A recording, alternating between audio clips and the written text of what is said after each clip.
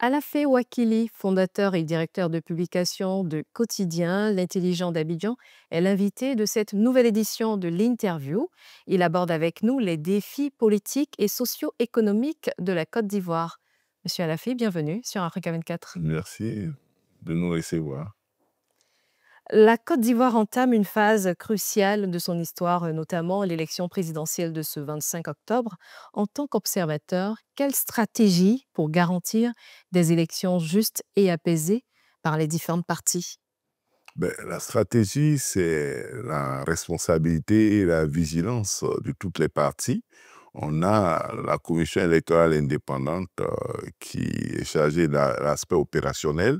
Elle doit être aidée par l'administration, mais aussi par les fonctionnaires qui ont été réquisitionnés, qui vont aider à organiser le scrutin, et sans oublier les forces de défense et de sécurité, également en mission sur le terrain. Et puis à côté de cela, on a besoin de sagesse et de volonté de paix et d'apaisement des populations qui devront se mobiliser pour aller au vote dans un environnement apaisé et sécurisé, et aussi une classe politique responsable, malgré tout, malgré les mécontentements, malgré les frustrations, qui doit être responsable en ne perdant pas de vue l'essentiel. L'essentiel, c'est un pays en paix. L'essentiel, c'est une population qui n'est pas conduite dans des violences avec des dégâts et faisant des victimes. Donc, ça dépend, comme je l'ai dit, de plusieurs acteurs. Il y a la CI, il y a la population, il y a les forces de sécurité, il y a aussi les acteurs politiques. Donc, c'est des actions multipliées des uns et des autres qui nous permettront de garantir un scrutin apaisé et sécurisé. La question de la bonne gouvernance et de la gestion des ressources publiques est souvent évoquée. Quelle analyse faites-vous des efforts du pays dans ce domaine et quels sont selon vous les domaines dans lesquels il y a des efforts ou des progrès à faire? Moi, je pense au titre des efforts, il y a cet engagement, cette volonté de lutter contre la corruption, l'enrichissement illicite qui existe. Les tests ont été pris, des institutions ont été créées comme la Haute Autorité pour la bonne gouvernance. Il y a aussi une réforme majeure qui est la déclaration du patrimoine des biens. On n'insiste pas assez là-dessus. Je pense qu'il faudra insister là-dessus au niveau des efforts. Mais ce qui est encore à faire, de mon point de vue, c'est d'élargir la liste des assujettis, d'élargir cela et de renforcer le contrôle sur les revenus, et puis éventuellement de publier, parce qu'il y a déjà une réforme majeure qui a consisté à faire des déclarations à un certain nombre de personnes. La fourchette, on doit, je pense, l'élargir, d'une part, peut-être à tous les agents publics, hein.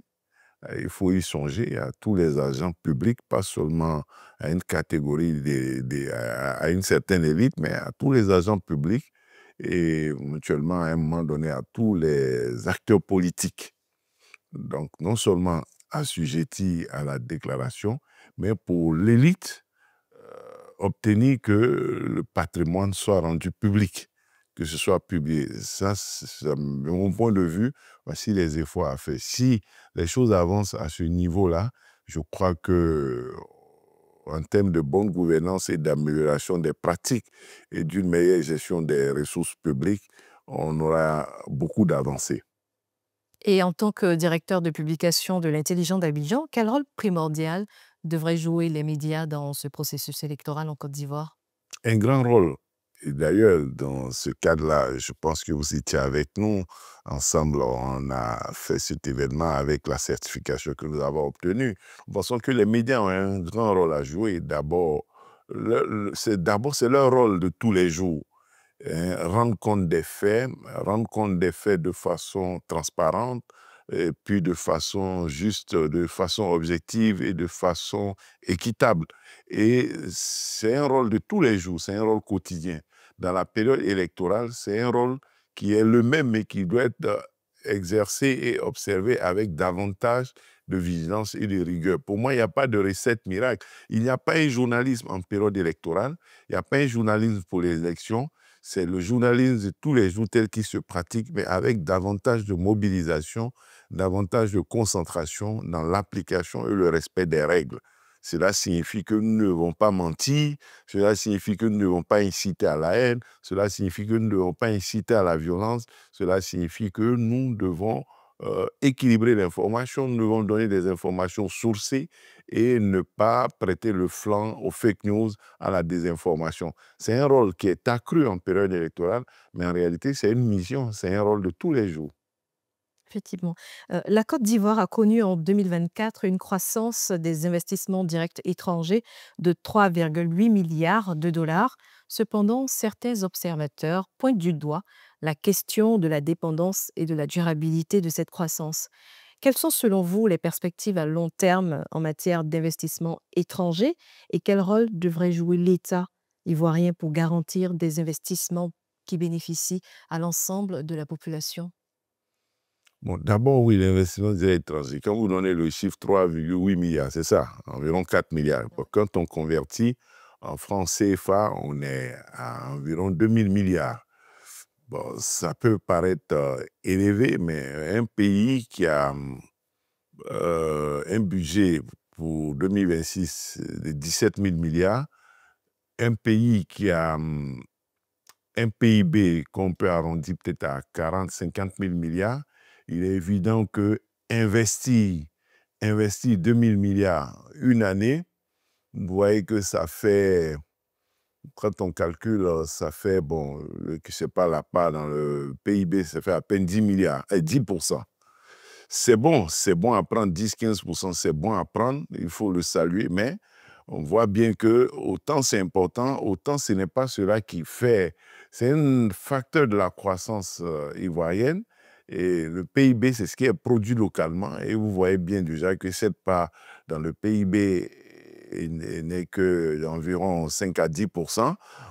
Qu'est-ce qu'on peut faire pour renforcer la gouvernance? Qu'est-ce qu'on peut faire pour améliorer cela? Il y a beaucoup de choses et je pense que certainement le débat se fera avec les candidats que vous recevrez et que nous écouterons tous au cours de la campagne qui démarre et qui, j'espère, sera assez enrichie, indépendamment de tout l'environnement préélectoral qui a été créé et qu'on aura l'opportunité d'écouter justement des propositions dans ce sens-là, tenant compte effectivement des efforts qui ont été faits, des progrès réalisés, mais aussi des attentes et des perspectives pour faire mieux. La Côte d'Ivoire est citée parmi les pays soumis à une surveillance renforcée par le groupe d'action financière Gafi depuis octobre 2024. Comment le pays pourrait améliorer son régime de lutte contre le blanchiment de capitaux et le financement du terrorisme? Ah oui, vous voyez, tout à l'heure, on a parlé de bonne gouvernance, j'ai parlé de lutte contre la corruption, j'ai parlé d'enrichissement illicite, j'ai indiqué des pistes pour améliorer les performances en élargissant la base des assujettis à la déclaration de patrimoine et en envisageant même de rendre publique la déclaration de patrimoine. Si on avance dans ce sens-là, je pense qu'on aura aussi avancé au niveau de la lutte contre le blanchiment des capitaux et on va améliorer les dispositifs de la Côte d'Ivoire, les performances de la Côte d'Ivoire relativement à cette surveillance renforcée qui est en cours. Donc la surveillance renforcée doit être déjà interne à travers les contrôles, les mécanismes de l'État pour contrôler avec le fisc qui, pas qui traque les gens, mais qui est de plus en plus regardant sur peut-être le train de vie des populations, le train de vie des citoyens, le train de vie des acteurs sociaux et économiques. Voilà, déjà en interne, si cela est fait, on aura avancé. Maintenant, le blanchiment d'argent, l'enrichissement illicite, c'est souvent lié à la question du financement du terrorisme. Je pense qu'il faut peut-être expliquer un peu plus cela et puis il faut encore éviter l'amalgame et se dire que le blanchiment de capitaux, c'est vrai que pour la lutte contre ces infractions, ces crimes économiques, les législations ont mis cela ensemble. Mais est-ce qu'il y a toujours un lien entre le blanchiment d'argent et puis le financement du terrorisme? Il y a un peu, de mon point de vue, d'amalgame qui est fait. Il y a des raccourcis que peut-être la législation a adoptés pour mieux lutter contre un certain nombre d'infractions de type financier. Mais il convient de rassurer les uns et les autres parce que quand on entend parler de terrorisme, on entend parler de djihadisme, on entend parler de ce que vous savez. Je ne pense pas que la Côte d'Ivoire soit un terrain, une zone de financement du terrorisme, même si c'est par omission. Il sera important dans les semaines à venir de refaire le débat et puis de clarifier les choses. Et dans un environnement économique et sécuritaire régional en constante évolution, quelle stratégie pour la Côte d'Ivoire pour renforcer sa sécurité aux frontières et comment peut-elle renforcer son positionnement en tant que hub économique sous-régional? Renforcer, pour la deuxième question, renforcer son positionnement, c'est d'abord poursuivre les réformes, c'est réduire le déficit de l'État, c'est respecter les critères de convergence au niveau de l'UEMOA pour avancer et faciliter l'avènement de la monnaie unique. Donc, il y a des réformes à poursuivre, il y a le climat des affaires à améliorer, il y a de la rigueur à manifester dans la gestion des affaires de l'État. Il y a aussi des incitations à renforcer en faveur du secteur privé, mais aussi des actualisations à faire, comme ce que nous venons de constater dans le domaine de la cimenterie, avec la fin des mesures incitatives au niveau de l'investissement, parce que les facilités ont fait qu'il y a eu beaucoup de cimenteries et ça risquait à terme de réduire à néant les efforts d'investissement qui ont été faits. Donc, il y a ces ajustements qu'il faut faire en permanence. Et à côté de cela, au niveau de la sécurité, il est évident que s'il n'y a pas de stabilité, s'il y a une menace contre la paix, la sécurité du pays à travers le terrorisme, mais aussi les menaces politiques, l'instabilité politique interne, cela peut créer des problèmes et puis nourrir le djihadisme ou le terrorisme classique. Donc, des efforts sont faits déjà au niveau des frontières. Le pays qui est entouré de 2 ou 3 dans la sous-région de pays qui ne sont pas à l'abri de ces choses-là, supporte bien la situation pour l'instant. Il doit certainement renforcer la sécurisation des frontières, mettre davantage de moyens, mais en même temps partager les informations, parce qu'au-delà de la tension et des désaccords politiques, je pense qu'il y a une passerelle entre les pays, il y a les populations qui vont et viennent, toutes ces populations peuvent être fichées, comme on dit ailleurs, on ne peut pas surveiller toutes ces populations, elles peuvent être de bonne foi, elles font leur commerce, mais si ce relais-là existe, je pense qu'il est possible de créer des passerelles.